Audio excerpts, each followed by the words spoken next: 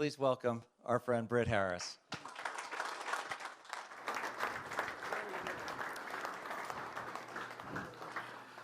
All right, well, thank you very much. I am from Texas, although I lived here for quite a while, and I have a speech here. It's going to take me a couple of minutes to prepare because I need to take the word fixin' out of a lot of things here. Honestly, Dad's from Texas, when we did come to Texas, and we used the word fixin', and people would say, what? And so I'm fixing to go to the grocery store. Okay. What? Should you say it louder, or if the person was stupid, or, and then eventually you realize, to your utter dismay, that fixin' is not actually a word. I'm the girls from the South.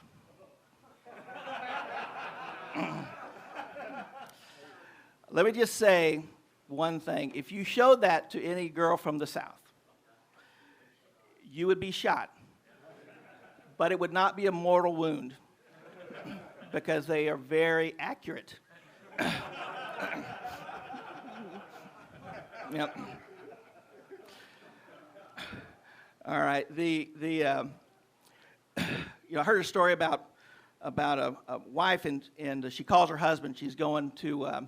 Her husband's going to work. She's driving, and she calls her husband up, and she says, honey, I just wanted to warn you that they're showing on television, there's some crazy guy, and he's driving the wrong way on the highway.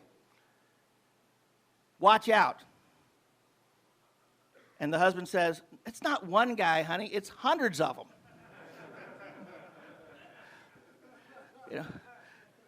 A lot of us get on the wrong path. So that scripture that was talked about earlier, is very easy to get on the wrong path. Jesus said in the Sermon on the Mount, Jesus said, enter by the narrow gate. For wide is the gate and broad is the path that leads to destruction, and many take it. But narrow is the gate and narrow is the path that leads to life, and few find it. So, one of the things we got to be careful about is actually in life, we have to be comfortable being that guy who's driving the wrong direction, on the highway. Whenever we get into a situation, kind of like, wow, we fit right in. The sad thing is about the broad path is that most take it. And we need more narrow path men, who choose the route to life. Not only because it's good for you, but you have people, you have families, you have employees, you have friends, you have children, that are following after you. And they're going where you're going most of the time. So we need more narrow path men. And I'm going to talk about, in this talk today, and in just a minute, I'm going to talk about something that's very surprising to me and maybe to you guys, which is the narrow path does not make life easy. There's a lot of sorrow and suffering and pain, on the narrow path. You have to go through the refining fire on that path. But we get the wrong message because life's supposed to be really easy. And so there's another story. Every time I come up here, and especially, are you guys aware that it's freezing cold here? I don't know if my blood's thinned out or what's going on. But there's a story about a couple that live in the Northeast, cold winter. They decide that they're going to go down south for a warm vacation. So for whatever reason, I guess the man was traveling. He gets to the place in Florida early, and he wants to send a note back to his wife letting her know that he's arrived. But unfortunately, I don't know if you guys have ever done this, he hits the wrong, email address. And wouldn't you know it, he sends the email address. Email goes to a woman who had just lost her husband the previous day. And here's what the email said. From your recently departed husband to my dearly beloved wife. First line says, I have arrived safely. Second line says, I can't wait until I see you tomorrow.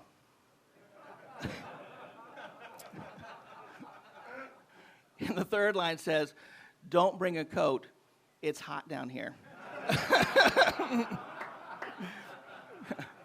Yeah. So, it's really, really easy to, get the wrong message. When you go, so on this narrow path, we need more narrow path men, more men who are walking a narrow path that leads to life, and are having people follow them towards life. And on that road, though, a lot of people kind of, I want to get on this road because it's going to be an easier path, and there's no pain on this path. I'm going to get away from pain. I'm going to get away from suffering. And the truth is, on this path, there's a normal process that's gone on since the beginning of time. And on this path, there's a period of time that you will go through a refining fire. I know a lot of you in this room, and you have been through refining fires. Tragedy in your family. Children who have suffered. Sickness in your own life.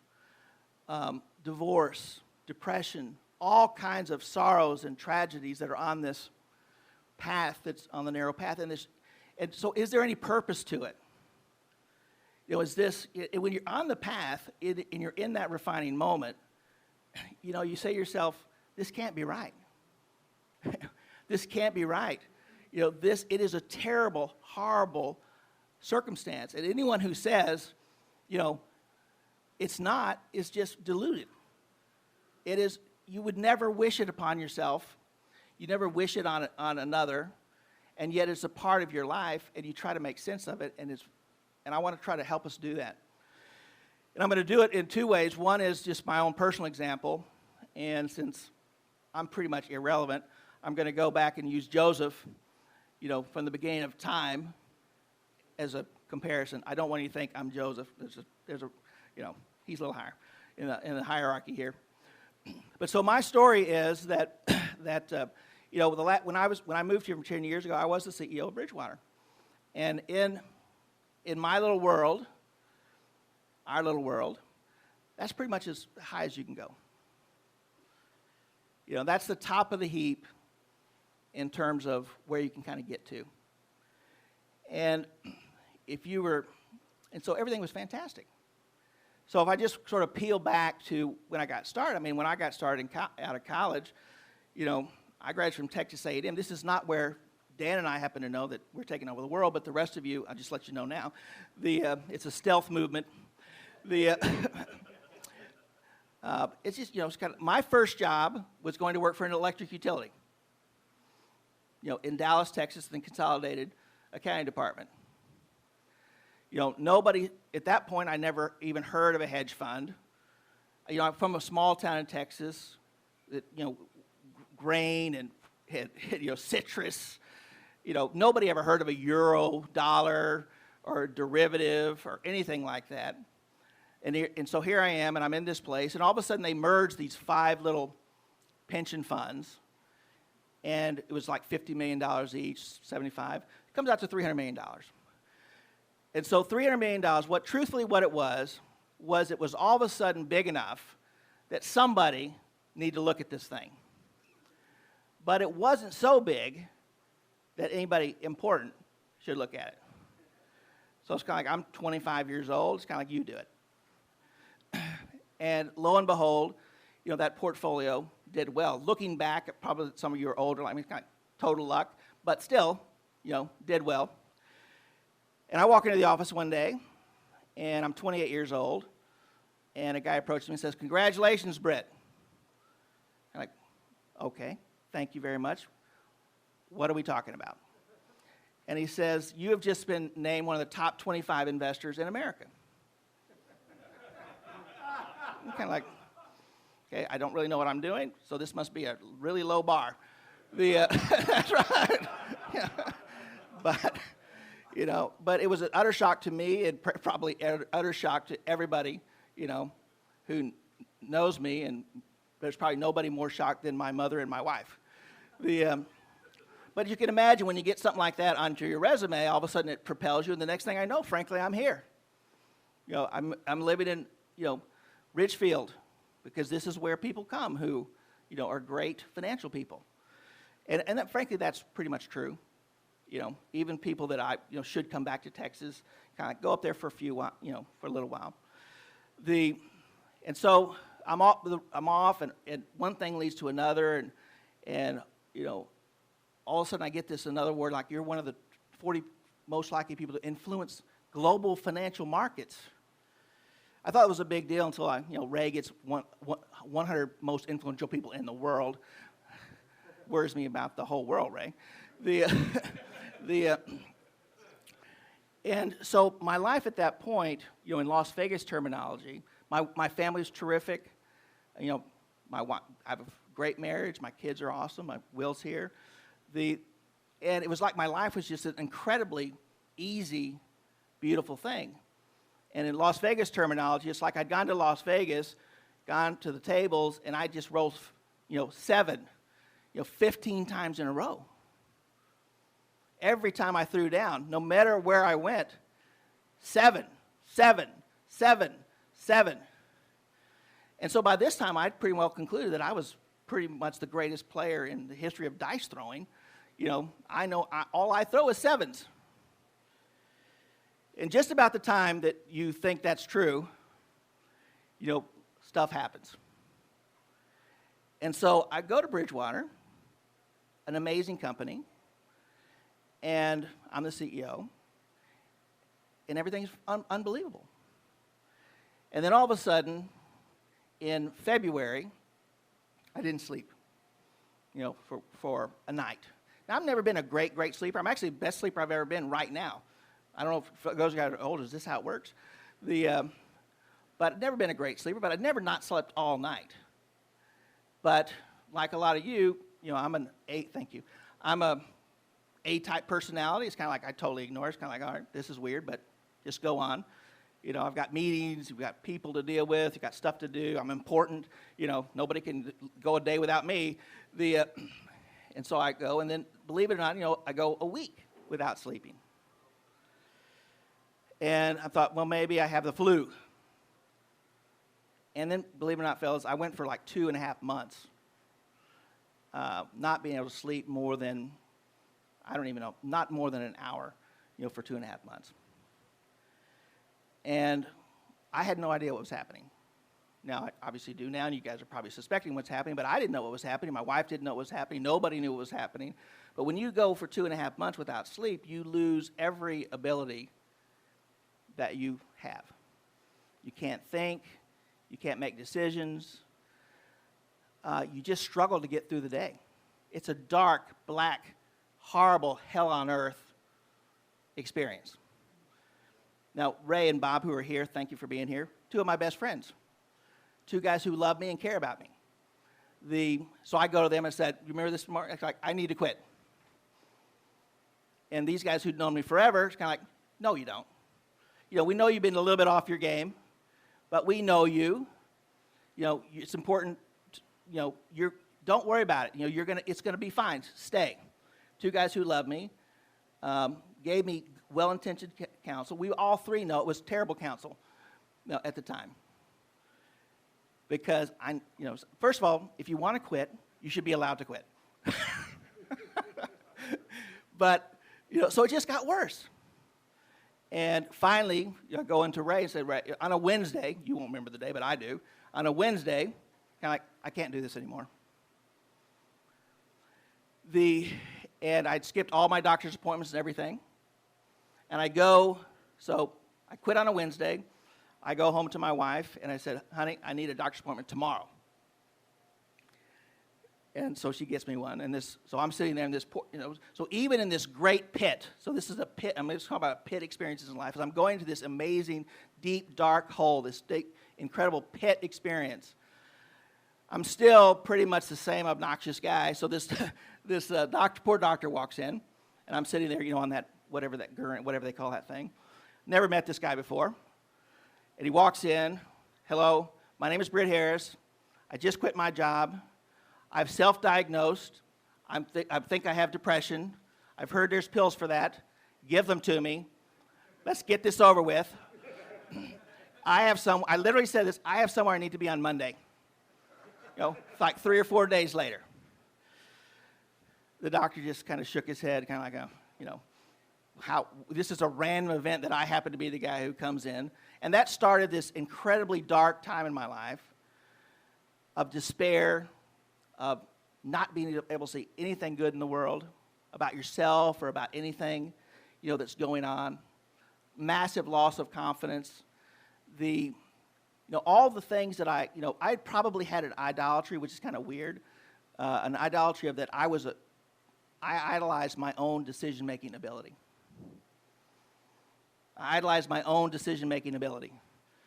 Like, people would say to me, you're a good decision maker. Kind of like, well, I'm a decision maker. Some of them are good, some of them are bad, but, I can make decisions. And I think I idolized that. And so all of a sudden, all that ability was taken away. About 2 months later, and I was very fortunate. My pit experience was relatively short. Everybody's there. I know guys who their pit experience is very, very long, and it's terrible. And you have my compassion. Not that mine is. It's just an awful time. But Bob Prince is back. He and I were By the way, I don't know about you guys. The two of us, are the greatest Little League coaches in the history of man. If you would have seen the coaching team that we had, it was like a Fortune 500 CEO team. Bob Prince, now I'm going to go off on Bob. For the draft, nobody studies Little League draft players more than Bob Prince. Bob brought in papers from the previous year on 12-year-olds. But they worked. They worked. And so just tell that part of the story, because as you're going through this pit experience, what's happening, and you don't realize it, is you're being refined. You're being refined. And you're going through the refining fire. You don't realize at the time. You don't think you're even on any kind of plan. You think everything's actually off plan, like everything is wrong in my life. What's really happening is you're going through the refining fire, and your character is being changed. You are being changed. Because I was doing a refining fire, I finally decided to look up, how does gold get refined? And what you guys probably know, I just didn't know. Gold gets refined when you take these minerals or these metals that have a lot of impurities in them, and you dump them into this incredible heat. And the gold, all the impurities come to the surface and are skimmed away. And 10-karat gold stays in the refining fire a short period of time. 14-karat gold stays in the fire a longer period of time. And 24-karat gold stays in the fire the longest. So those of you who are in a longer pit experience, you're going to become 24-karat gold. Let's just have hope. But this morning comes, and we always went on vacation at the end of July, because Little League was a big part of our life at this point. We had to plan for when our Little League team would lose. So probably about the third week of July, we're gonna lose. It's a good team. Will's over here. Well, lo and behold, this particular year, we're still in. So my wife gets up, takes all the kids except for Will, who's on this team, and she goes on vacation. Will's not allowed to leave by city ordinance because he's the number 2 hitter on this team. I am the pitching coach, which in every previous year, this is a little side story, in every previous year, I'd always been the coach. And I had to go to some friends of mine, earlier in this year. Our town was, this little community, baseball, Little Leaguers, was super excited about this team. And I had always been the coach of the All-Star team. For the first time in my life, I had to go and bring in 2 wonderful men and sit them down who were coached with me and say, fellas, I can't coach this team this year. And please don't ask me why. I'm just asking one of you to take the reins. And these are wonderful men, and they did. And when you're in a depression experience, it's kind of like stay involved in what you can stay involved with. And so I can be the pitching coach. So Will's on the team. I'm the pitching coach. And everybody leaves except for the two of us. It's like 5 o'clock in the morning. I'm in Ridgefield, Connecticut. Will's 12. He's going to sleep till noon. I hadn't been able to pray. I hadn't been able to read the scriptures. I hadn't been basically able to do anything. But all of a sudden, it's just 5 o'clock in the morning. I'm up. I don't have anything. I just grabbed a Bible off of my wife's kitchen table, and I went out on our back patio. And I did what I'm sure is recommended in every, in Oxford seminary. I literally just threw it on the table. And lo and behold, it opened up, and it was Matthew chapter 9 and Matthew chapter 10, which have become very important to me. And in Matthew chapter 9, what was really relevant to me that day and that morning was, there's a thing that says, Jesus saw all the people, and he had compassion on them because they were helpless and harassed, like sheep without a shepherd. You saw all the people, not some of the people, all the people, and all the people were helpless and harassed, and they needed a shepherd. And for the first time in my life, if you'd asked me any time before this refining experience if I needed compassion, not really. But I'd be happy to give you compassion if you need it, which wasn't even true, but at the time. But I felt no need for compassion myself. I mean, I'm the CEO of Bridgewater. And yet, now for the first time in my life, God had made it very obvious that I needed compassion, that I was helpless, and that I was harassed, and I needed a shepherd. And really, that's the only difference, and the thing that it relieves all fear, by the way, because it's reality. It's reality. So all of a sudden, I'm on the side of reality. I've been deluded, up until that point. And when you get on the side of reality, it brings this incredible freedom, even though the discovery is not necessarily what you're hoping for. And it brings a loss of fear. So I look at all of you who I know, and many of you I know, and in every room I go into, it's kind of like, look, these are amazing people. But you know what? Every one of you needs compassion. Every single one of you. And every one of you has the same problem that I have, which is you're helpless and harassed. And if you just admit it, just accept it, kind of, all right, that's life. And the Lord moves you through these refining fires to change your circumstances, to change you, to change your circumstances, to bring you further into the reality of life, and to emerge a more mature, more God-fearing, better servant in the world. There's a purpose to it. So today, now it's 10 years since I moved from here, and I'm glad to be out of the pit experience. I may have another one. It's kind of like, I don't really want to have another one.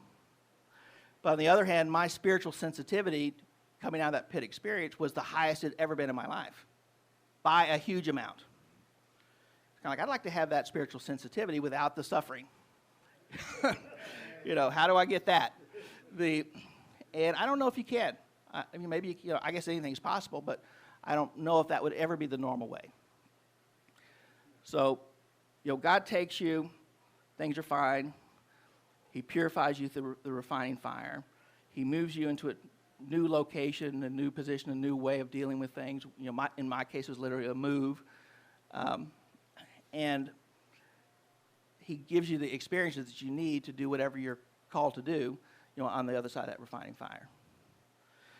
So that's my story, and I just want to tell you that this is a common story because this is 2016. And if you go all the way back, to Genesis, you see the story of Joseph. And I want to tell this very quickly. Joseph, first of all, biblically speaking, in my view, Joseph is God's CEO. Joseph is God's CEO. But the first time we meet Joseph, he's 17 years old. Now, and he's at 30, because we read the book, we know he's going to be the CEO of Egypt. So in 13-year period, stuff's going to happen in Joseph's life that mean that when that day comes, when he's 30 years old, when the Lord needs a CEO of Egypt to save people from famine, and by the way, to save the line of Christ, so it doesn't get cut off. That's going to be Joseph. But at 17 years old, Joseph has 3 problems. The first problem is his character is not developed. If you read the scriptures, it says that the implication is he's lazy, he's entitled, he's soft, his brothers hate him, but he's very talented. Probably like a lot of you when you're 17. So his character needs to be changed. He's not in Egypt, obviously. He's in a completely different place. So his character needs to be changed, and somehow he's got to get to Egypt. And when he gets to this CEO spot, he's got to be prepared for it. So watch Joseph's life, and just think about what Joseph was thinking as he goes through these different experiences. The very first thing that happens is what? He gets thrown into the well. He gets thrown into the pit. He walks up. His brothers love him so much. They say, look, here's our chance. By the way, the guy with a coat of many colors, what a dysfunctional family. 11 kids. This is the special kid right here. You can imagine how that made everybody feel. So they hate him. So he comes up. They throw him in the pit. And they're going to kill him. And then all of a sudden, they bring him out of the pit. And I can guarantee you guys, the Joseph that went into that pit is not the same person who came out of that pit. All that pretense, all that self-aggrandizement, all that entitlement, all that softness with regard to work and all, they're gone. And he's not happy about it, I'm sure, but they're gone. And the only way that being sold into slavery can be the good option is if the other option was you're going to be killed on the spot. So his brothers go, oh, wait a minute, let's not kill him. Let's sell him to these traders. So all of a sudden this guy, he's sold into slavery. But where were the slave traders going? They're going to Egypt. So looking backwards, it's kind of like, all right, I need to have my character changed. Now I understand that pit experience from, retrospect. I never knew I needed to be in Egypt. This is not the way I would have gotten here. I would have taken, JetBlue. And then he lands, he gets sold to the captain of the guard of Pharaoh himself. Now remember, he needs to get to Pharaoh. He doesn't know that. But the plan is this guy needs to be in front of Pharaoh. So all of a sudden he's sold, not to just anybody, he's sold to the captain of Pharaoh's guard, closer to Pharaoh. And in that place, there's 2 observations. This is what Joseph did, no matter what experience he was in, whether it was a pit experience or it was the CEO of Egypt. He just stayed faithful to God, and he served the people with every gift that he had. Stayed faithful to God, and he served the people with every gift that he'd been given. And that's what we're supposed to do. And this guy was very gifted in business. You can imagine this captain says, here's 10 people, go out and, take care of this thing out in the field. And he learns, wow, that group over there is the most effective group we have. Give them 10 more people, give them 20 more people. And eventually, because of Joseph's giftedness and because of Joseph's faithfulness, he becomes head of the entire household. And the guy says, this guy's in charge of everything because of his use of his giftedness, even though he's in a place where he could have just dropped out. Probably been easier for him to do that. And the Bible says that the Lord was with him. And it also said, and the captain observed him, and he found favor with the captain. And it says the Lord blessed his house because of Joseph. The Lord blessed his house because of Joseph. So that's managerial experience number 1, just managing a wealthy person's house. Then he gets seduced by the wife, and he resists. He does the right thing. Kind of like, okay, what is going to be the reward, for this right act? What was the reward? He sent him to prison. Now, just ask yourself, when Joseph was in the pit and you said to Joseph, are you on God's plan? I don't think so. When he got sold into slavery, is this the plan for your life? No, I was supposed to be the entitled, prince, over here, not a slave. When he did the right thing and he got thrown into prison, kind of like, is your life going well? All of it seems horrible. But he just continues to serve. He continues to use his giftedness. And he gets thrown into prison, but whose prison was it? This was Pharaoh's prison. The kind of special prison just for people that he didn't like. And in the prison, he did the same thing. He just used his giftedness, and he served, and all of a sudden, he's put in charge of the entire place. But he's there for quite a long time. This valley experience, this pit experience, this time when his character is being refined, this time when his location is being changed, when he's being given the experiences that managerial experiences is going to need when he gets to this position that God has intended for him, are all happening, but he's totally unaware of it. And guys, you're going to be unaware of it too. I certainly was. You don't understand things ahead of time. You don't even understand things in the moment. Sometimes you understand them, not all the time, but sometimes you understand them looking backwards. And it makes sense. And one day, can you imagine, one day after he's been in prison for all this time, somebody comes in, taps him on the shoulder, says, "Come with me." Oh, where are we going? "We're going to see the Pharaoh." Well, when? Like right now. We're going to see the Pharaoh right now. They actually have to get him shaved and cleaned up. They put some decent clothes on him, and he goes up to meet with Pharaoh. Why is he meeting with Pharaoh? Because the world's wisdom had run out. There's a lot of great things about the way the world operates that are very good, but they're also very limited. At this point, all the wise men around Pharaoh were out of answers. And somebody had said, there's a guy down here in prison who knows more than these guys, or may know more.